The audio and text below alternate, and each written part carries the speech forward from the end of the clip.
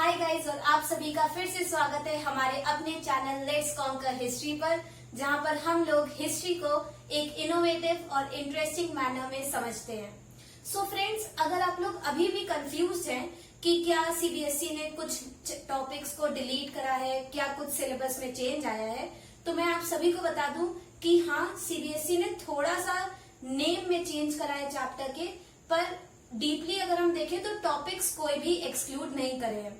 तो हम लोग के जो पहले टॉपिक्स थे, जो हमारा पहला सिलेबस था, वही सेम सिलेबस अभी भी हम लोग को पढ़ना है। थोड़ा सा चैप्टर के नेम में डिफरेंस आया है, तो उस पर हम लोग को ध्यान देने की जरूरत नहीं है। So guys, don't waste your time on such useless things and focus on all the topics in your syllabus. तो आज की वीडियो हम लोग शुरू करते हैं। आज की वीडियो का टॉपिक है towns and trade during 600 BCE to 600 CE।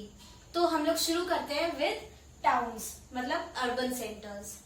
सो अब हम लोग डिस्कस करेंगे कि कौन कौन सी new urban centres, new cities develop हुई इन इंडियन सब continent.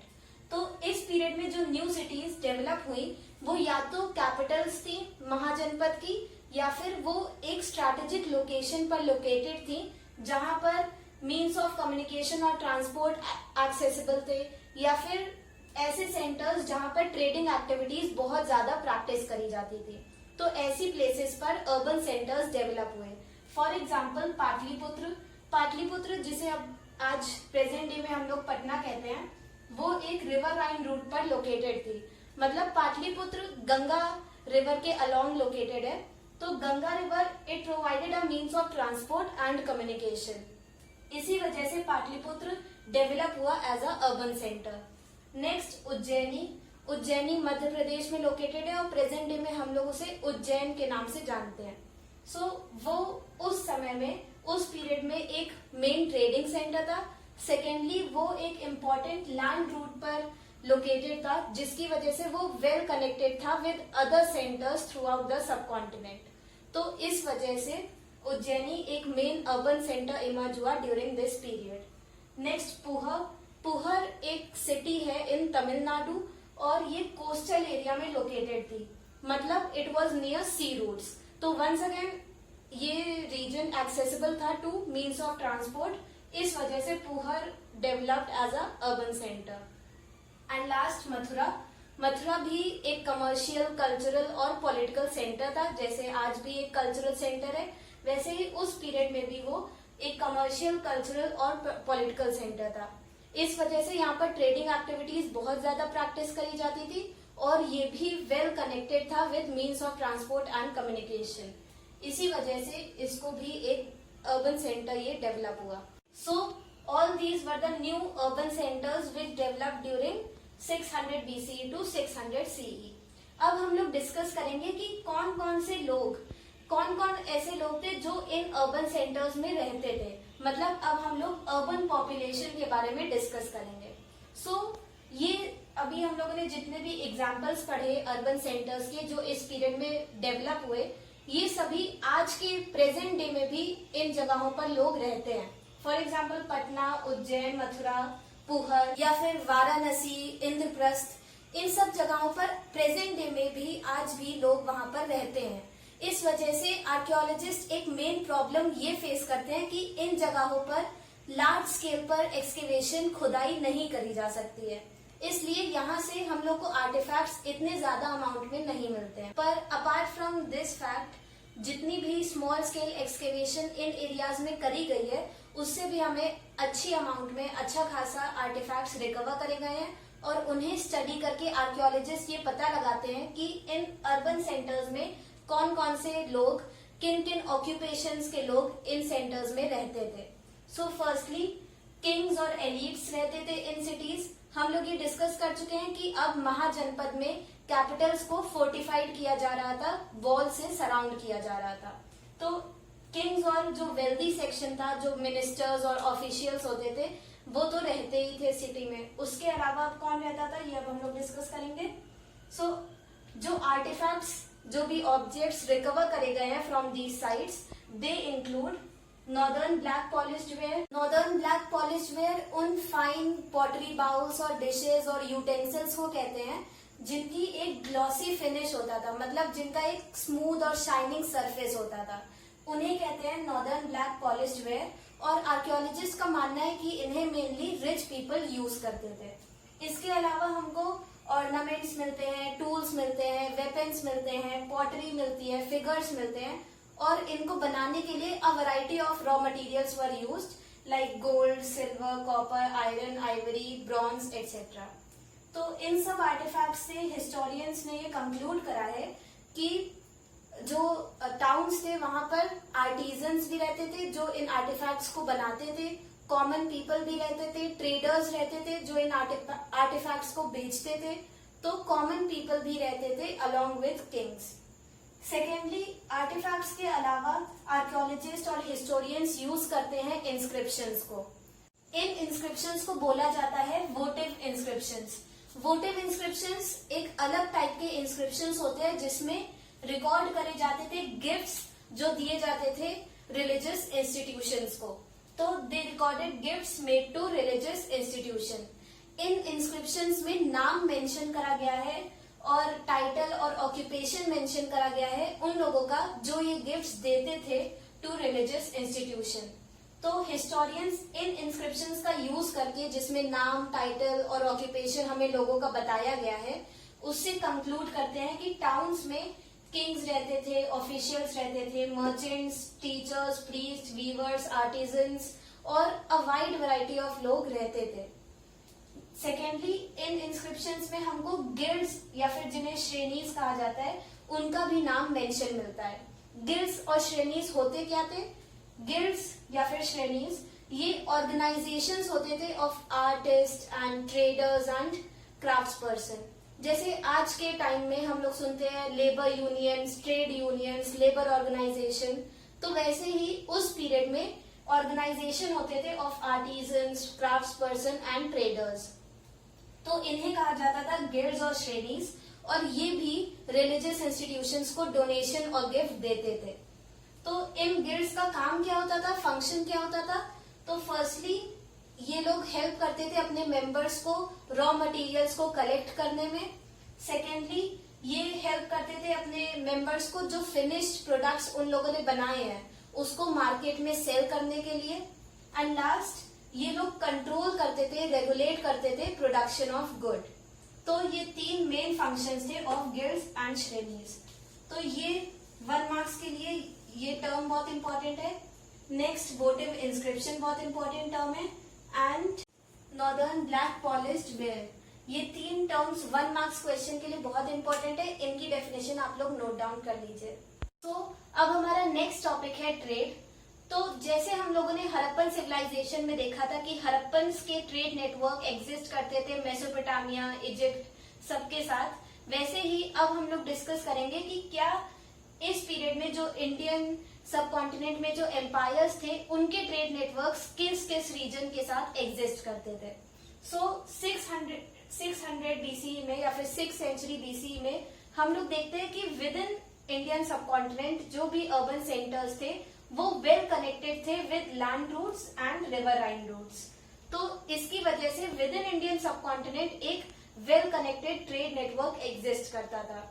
Also beyond subcontinent, beyond Indian subcontinent, ये जो अर्बन सेंटर्स थे ये कनेक्टेड थे through land routes to Central Asia and through sea routes to North Africa, waste Asia and other regions. मतलब land route से ये जो urban centres थे इंडियन सब कॉन्टिनेंट में ये कनेक्टेड थे विद सेंट्रल एशिया। मतलब प्रेजेंट डे की कंट्रीज हो गई जैसे तुर्कमेनिस्तान, रशिया, किर्गिस्तान, कजाकिस्तान, ये सारी कंट्रीज में जो एम्पायर्स थे उनके ट्रेड नेटवर्क्स एग्जिस्ट करते थे with Indian subcontinent. Similarly sea route से हम लोग कनेक्टेड थे with North Africa, waste Asia, south east Asia and China. तो in short Indian subcontinent में जो एम्पायर्स थे उनके ट्रेड नेटवर्क एग्जिस्ट करते थे with central Asia and north Africa, waste Asia, south east Asia and China. इन सब regions में जो भी एम्पायर्स थे उनके साथ इंडियन किंगडम्स के ट्रेड नेटवर्क एग्जिस्ट करते थे। सेकेंडली, किंग्स इन ट्रेड रूट्स पर अपना हक जमाना चाहते थे, अपना कंट्रोल स्टैब्लिश करना चाहते थे। क्यों? क्योंकि इन ट्रेड रूट से बहुत ही सारे ट्रैवलर्स और ट्रेडर्स पास करते थे। सो किंग्स चाहते थे इन ट्रैवलर्स और ट्रेडर्स पर टैक्स इम्पोज करना। किस बात का टैक्स? क्योंकि किंग्स प्रोवाइड कर रहे हैं प्रोटेक्शन इन ट्रेडर्स को फ्रॉम पायरेट्स और अटैक्स फ्रॉम थीफ। इन लोगों से प्रोटेक्शन प्रोवाइड करने के लिए किंग्स इम्पोज करते थे टैक्सेस। तो क्योंकि यहाँ से बहुत सारे ट्रेडर्स और ट्रैवलर्स पास कर रहे थे, तो किंग्स को एक अच्छी चांस मिलती थी टू रेज देयर रेवेन्यू। इसीलिए किंग्स चाहते थे इन ट्रेड रूट्स को कंट्रोल करना। नेक्स्ट, कौन कौन से गुड्स पास करते थे थ्रू दीज रूट्स? तो सॉल्ट किया जाता था trade, grain, spices, clothes, metals, artefacts, figurines, sculptures. ये सारी चीजें इंडियन एम्पायर में जो भी एम्पायर्स थे वो दूसरे रीजन्स के साथ ट्रेड करते थे। फॉर एग्जाम्पल, स्पाइसेस ट्रेड करी जाती थी with Roman empire. Roman empire हम लोग पढ़ चुके हैं, ये वेस्टर्न यूरोप और जो मेडिटेरेनियन रीजन था वहां पर स्टैब्लिश था। तो इंडियन एम्पायर्स ट्रेड करते थे स्पाइसेस, स्पेशली पेपर, जो काली मिर्च के दाने होते हैं। These were traded with Roman Empire, and similarly textiles और medicinal plants ट्रेड करे जाते थे with Mediterranean region. And last, इन इतनी सारी जो ट्रेड नेटवर्क और ट्रेड एक्टिविटीज हो रही थी, उसकी वजह से एक सेक्शन जो इमर्ज हो गया था ऑफ मर्चेंट्स एंड ट्रेडर्स, उनको बोला जाता था, तमिल में उन्हें बोला जाता था मसातुवन, और प्राकृत में कहा जाता था सेठीज या फिर सत्यवाहनास। तो ये वंस अगेन ये 1 मार्क्स के लिए बहुत इंपॉर्टेंट है ये दोनों टर्म्स, इसको आप लोग नोट डाउन कर लीजिए। और इन सब पॉइंट से हम लोग ये कंक्लूड कर सकते हैं कि भारत को सोने की चिड़िया कहा जाता था इस पीरियड में। क्यों? क्योंकि हमारे ट्रेड नेटवर्क्स अगर हम देखें तो थ्रू आउट द वर्ल्ड सारे ही एम्पायर्स के साथ हमारे ट्रेड नेटवर्क्स थे और अच्छे और फ्लरिशिंग स्टेट में थे। इस वजह से ही इस पीरियड में इंडियन एम्पायर, जो इंडियन सबकॉन्टिनेंट में जो एम्पायर्स थे, वो एक प्रॉस्परस स्टेट में थे और इसीलिए भारतवर्ष को सोने की चिड़िया कहा जाता था। नाउ ट्रेड के अंदर हमारा सेकंड सब टॉपिक है कॉइन्स एंड किंग्स। तो अब हम लोग पढ़ेंगे कि कौन कौन से कॉइन्स अब जो इंडियन सबकॉन्टिनेंट में जो किंगडम्स थे वो कौन कौन से कॉइन्स इशू कर रहे थे। सो हम लोगों ने पहले हड़प्पन सिविलाइजेशन वाले चैप्टर में हम लोग पढ़ चुके हैं कि हड़प्पन सिविलाइजेशन में बार्टर सिस्टम प्रैक्टिस करा जाता था, बट फ्रॉम 600 BC हमको कॉइन्स के ट्रेसेस मिलते हैं। सो इस पीरियड से कॉइन्स का यूज और इंट्रोडक्शन शुरू हो गया था। नाउ सबसे पहले हम लोग एक इम्पोर्टेंट टर्म डिस्कस कर लेते हैं, न्यूमिस्मेटिक। तो numismatic is the study of coins. तो हम लोग कॉइन्स क्यों पढ़ रहे हैं अंडर ट्रेड?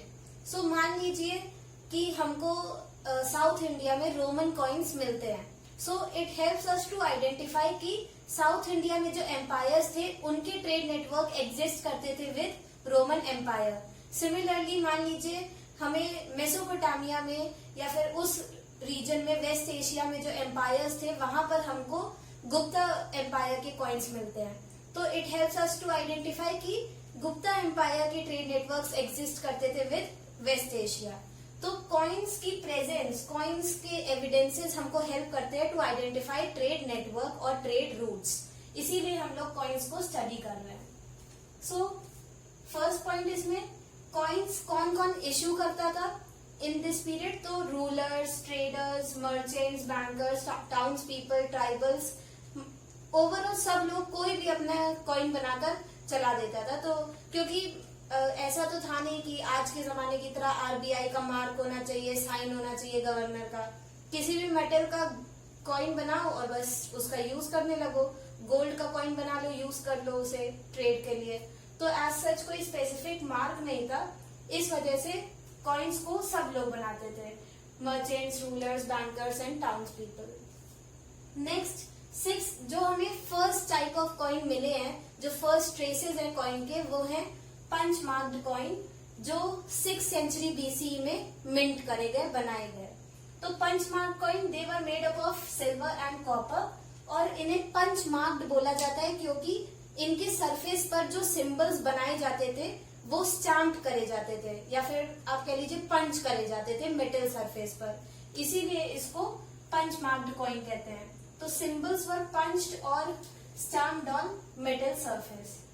Next, जो फर्स्ट कॉइन हमको मिलते हैं with name and image of king, वो हमको इंडो ग्रीक रूलर्स के एम्पायर से मिलते हैं who ruled over north west India, और ये 2nd सेंचुरी बीसी में मिंट करे गए. नेक्स्ट, जो फर्स्ट गोल्ड कॉइन के एविडेंसेस मिलते हैं वो हैं फ्रॉम 1st सेंचुरी सीई, और वो मिंट करे गए थे बाय कुशाना रूलर्स, जो जिनका एम्पायर और उनकी डिटेल हम लोग पहले वीडियोस में पढ़ चुके हैं. सो कुशाना रूलर्स ने पहले गोल्ड कॉइन को इश्यू करा था, और ये आर्कियोलॉजिस्ट का मानना है कि Kushana rulers were inspired from Roman coins, क्योंकि ये जो कॉइन्स है they are identical to Roman coins and coins issued by Parthian rulers in Iran. Next, gold coins हमें ये दिखाते हैं कि एक लार्ज अमाउंट में ट्रांजैक्शन अकर कर रहा था, क्योंकि गोल्ड उस समय भी बहुत ही प्रेशियस आइटम था. इस वजह से गोल्ड कॉइन्स दिखाते हैं कि बहुत ही ज्यादा लार्ज अमाउंट में ट्रांजैक्शन अकर हो रहा था.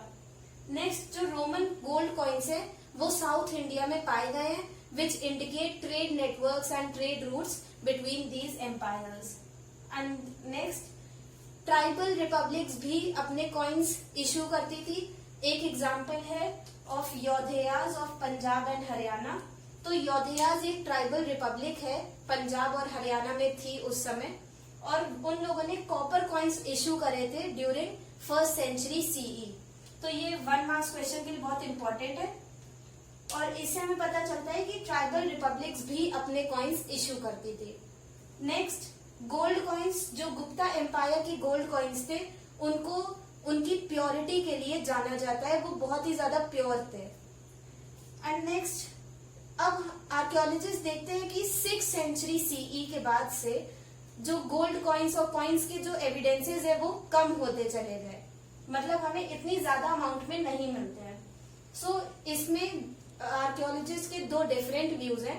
तो फर्स्टली कुछ आर्कियोलॉजिस्ट का मानना है कि क्योंकि 6th सेंचुरी सीई के बाद रोमन एम्पायर कोलैप्स हो गया था, खत्म हो गया था, इस वजह से जो ट्रेड नेटवर्क थे रोमन एम्पायर के साथ वो खत्म हो गए, जिसने एक नेगेटिव इम्पैक्ट किया on economy of Indian kingdoms and states. इसी की वजह से इंडियन किंगडम्स ने खत्म कर दिया गोल्ड कॉइन्स को इश्यू करना. सो इसीलिए गोल्ड कॉइन्स के एविडेंसेस अब कम होने लगे. नेक्स्ट जो रीजन है वो कुछ आर्कियोलॉजिस्ट का मानना है कि अब न्यू टाउन्स और ट्रेड नेटवर्क्स एग्जिस्ट करने लगे थे और इमर्ज हो गए थे. मतलब जिन लोगों के साथ हम लोग ट्रेड करते थे वो तो थे ही, पर उनके अलावा अब हम लोग new regions, new trade networks, new towns के साथ भी ट्रेड करना शुरू कर दिया था हमने. इस वजह से कॉइन्स सर्कुलेशन में थे और उनको कहीं भी कलेक्ट करके रखा नहीं गया था. तो क्योंकि कॉइन्स सर्कुलेट हो रहे थे इसी वजह से हमें इन कॉइन्स के एविडेंस कम मिलते हैं. इन 2 रीजंस पर बेस्ड जो क्वेश्चन 3 मार्क्स के लिए आ सकता है वो है from 6th century BCE archaeologist find a reduction in evidences of gold coins. So does this indicate a economic crisis? Elaborate. तो इसमें आप लोगों को इन दोनों पॉइंट्स को अच्छे से एक्सप्लेन करना होगा, and it is a direct question, इसमें और कुछ आप लोग नहीं लिखेंगे. With this we come to the end of the video. Friends, इस चैप्टर पर 3 वीडियोस पहले बन चुकी हैं. आई होप आप सभी ने उनको देखा है. अगर आप लोगों ने नहीं देखा है then the link is provided in the description. Please check it out. If you all liked my video and found it helpful, then do like, share and subscribe to my channel. Till then, bye bye.